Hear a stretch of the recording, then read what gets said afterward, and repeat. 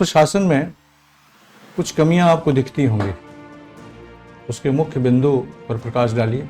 अभी महिलाओं के लिए जी उनके उत्थान के लिए जो बिहार सरकार के कुछ महत्वपूर्ण योजनाएं हैं, जी सर। कुछ बताइए। 1998 में न्यूक्लियर टेस्ट क्यों किया? आखिर वो ही साल 1998 ही क्यों चुना?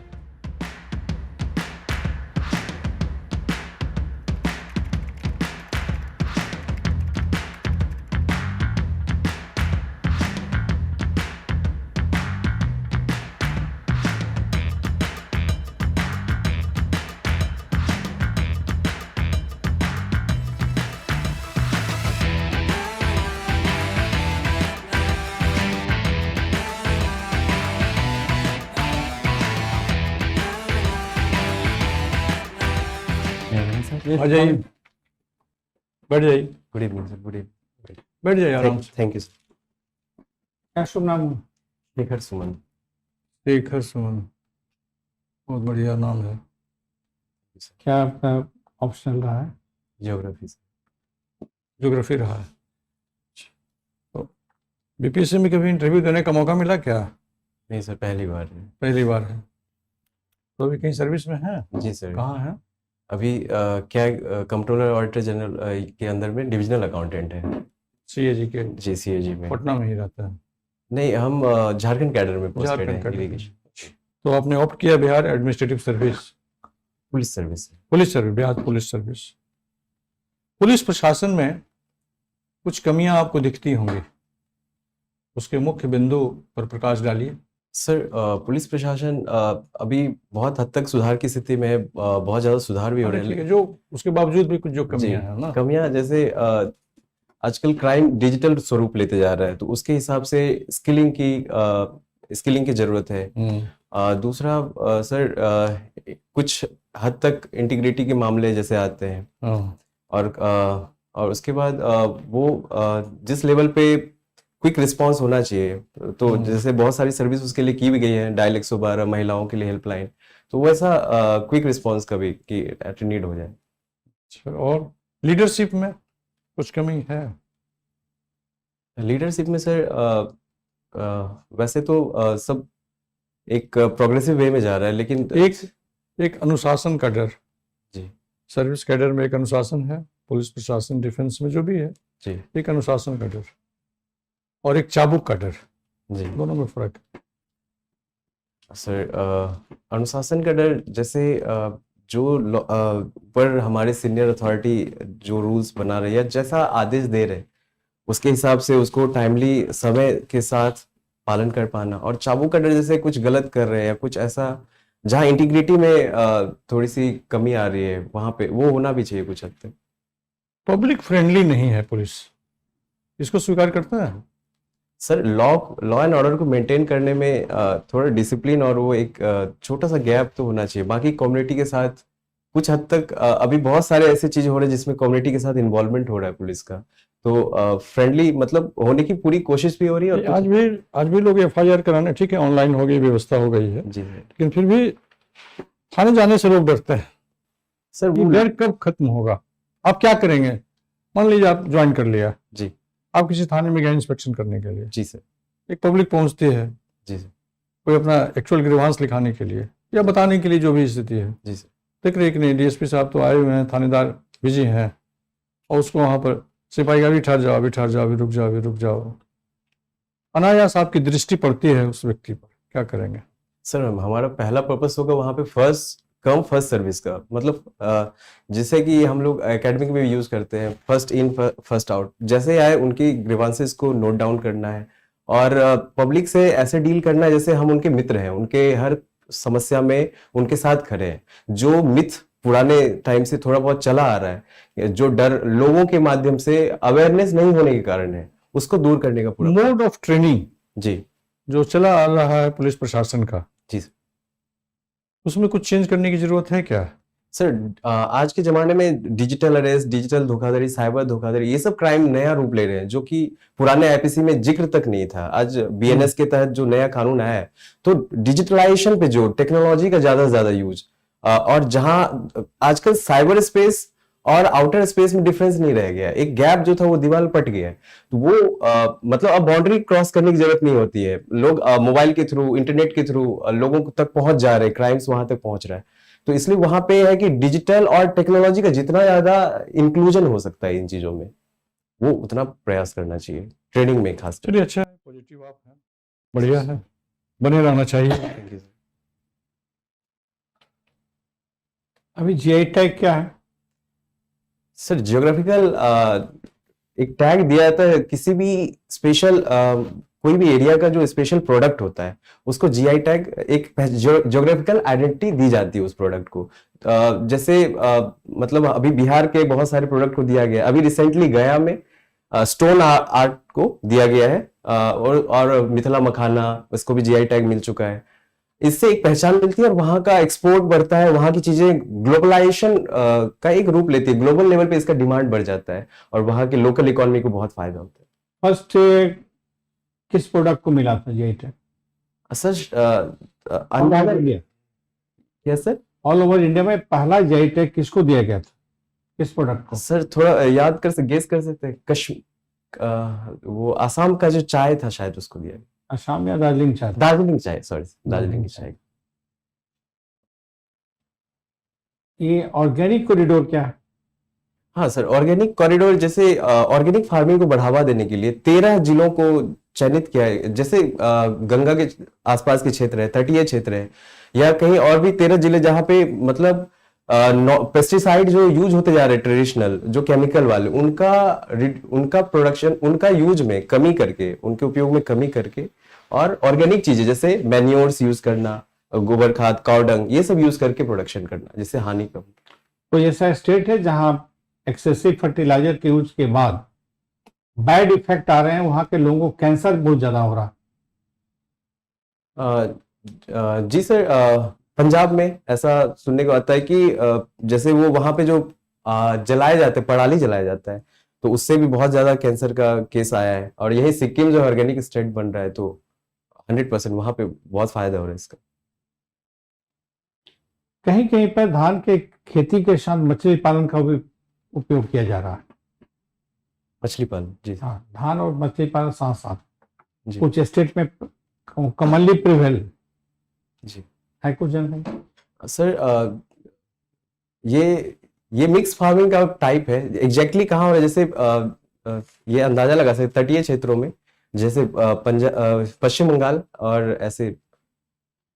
नहीं, अगर जानते हैं तो सही बताइए, नहीं तो कोई सर दिक्कत नहीं। एग्जैक्टली स्टेट का नाम नहीं पता अभी महिलाओं के लिए, जी। उनके उत्थान के लिए जो बिहार सरकार के कुछ महत्वपूर्ण योजनाएं हैं, जी सर, कुछ बताइए। महिलाओं के लिए सर उनके जन्म से लेके और उनके बुढ़ापे तक के लिए बहुत सारी योजनाएं बिहार सरकार चला रही है। जैसे पहले तो जन्म होते ही वहां पे उनके जन्म पे 2000 रुपए का वो जो फंडिंग होता है, उसके बाद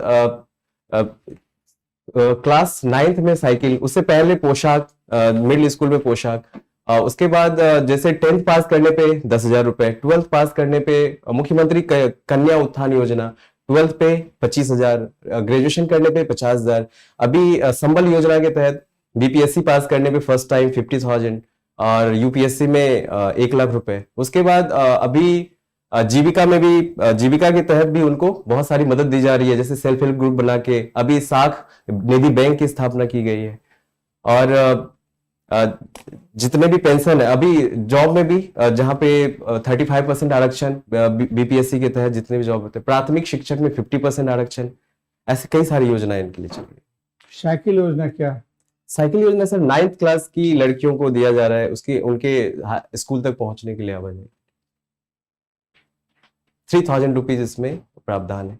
ठीक है, ठीक है।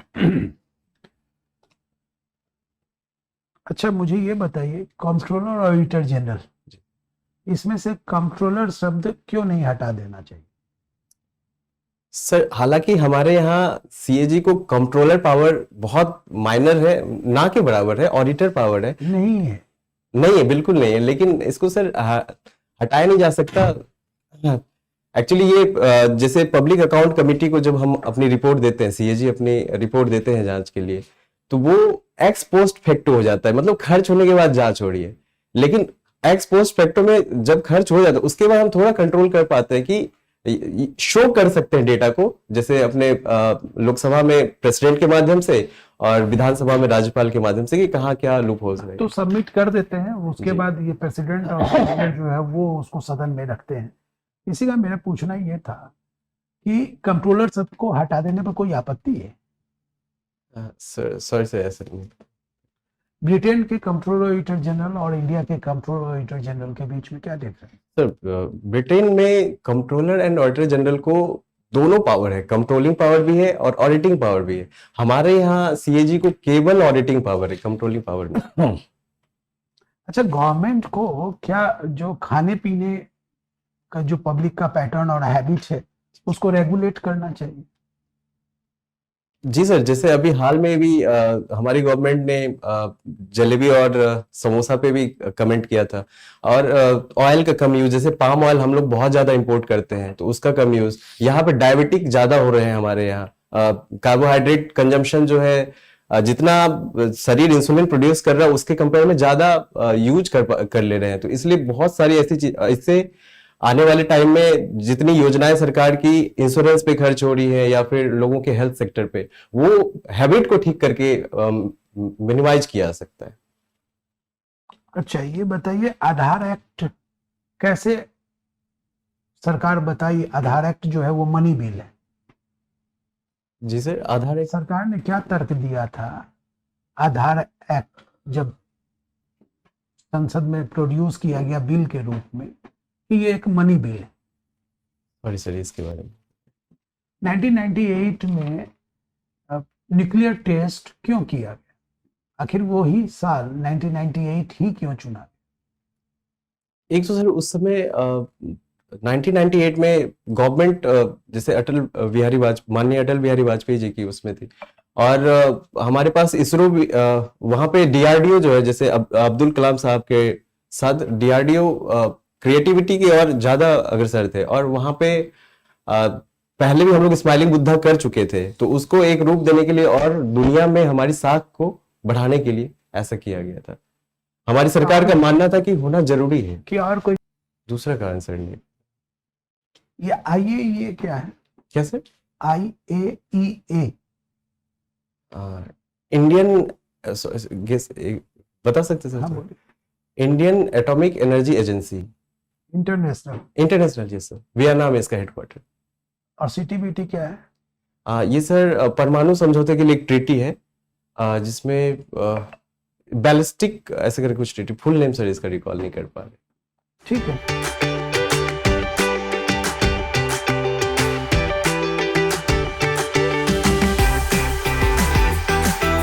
Thank you sir. Good analysis thank you sir.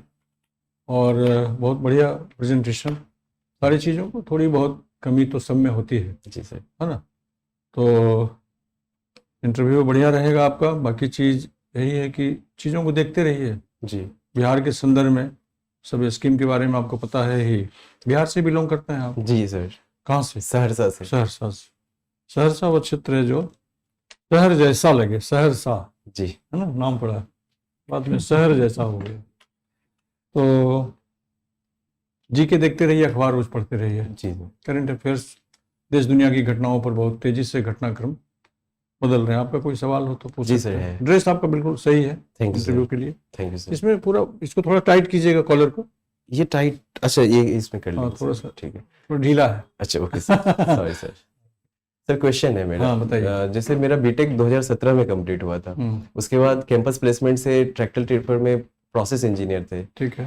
फिर रेलवे में असिस्टेंट लोको पायलट बन के वहाँ पे, उसके बाद अभी सीएजी के तहत काम कर रहे हैं। बीच में एक आईबी में भी ACIA 2 में सिलेक्शन हुआ था, क्या उसका भी जिक्र करना है? और ये सब जो चौथा पड़ा, जी 4 सर। यात्राएं आपने कर ली सेवा की, जी ये सर। 5वीं यात्रा है। जी, तो वो उससे कोई फर्क पड़ेगा या उससे क्वेश्चन है? नहीं, आप बताइए, कोई दिक्कत नहीं है। कॉन्फिडेंस लेवल बूस्टअप रहेगा। इंटरव्यू वाले को क्वेश्चन आ लगेगा, सकता है। अच्छा क्वेश्चन। इंटरव्यू वाले को लगेगा कि चलिए हम भी जरा सा इसको अपने बिहार एडमिनिस्ट्रेटिव सर्विस में या बिहार पुलिस सर्विस में हम ट्रायल करते हैं, अच्छा रहेगा। लेकिन कहीं वो डर न जाए कि कहीं ये 5वां पड़ाव छोड़ के भाग न जाए। नहीं, ठीक है, जो सही चीज है, जो जीवन की यात्रा आपने की है, अनुभव आपने लिया है, बहुत से हर जगह आदमी कुछ सीखता है। जी सर। प्रथम पड़ाव से दूसरे में, दूसरे से तीसरे में, तीसरे से चौथे में, अब छन करके पूरा फिल्टर हो गया है आपकी जर्नी का। तो अब जो अनुभव मिला है सारा, उसको आप इसमें प्रयोग करेंगे। बिल्कुल सर। इसलिए बताने में कोई दिक्कत नहीं है, विद कॉन्फिडेंस बताइए और कहिए कि नहीं, हमने इतना अनुभव लिया है तो इसमें हम बारीकी से बढ़िया से करेंगे। बिल्कुल फिल्टर्ड है, ओके सर। कहीं भागने का, जाने का इरादा इसको छोड़ने का नहीं, कदाचित नहीं, कि बिल्कुल संकल्प हो। Okay sir. ठीक है, all the Thank you, best. sir.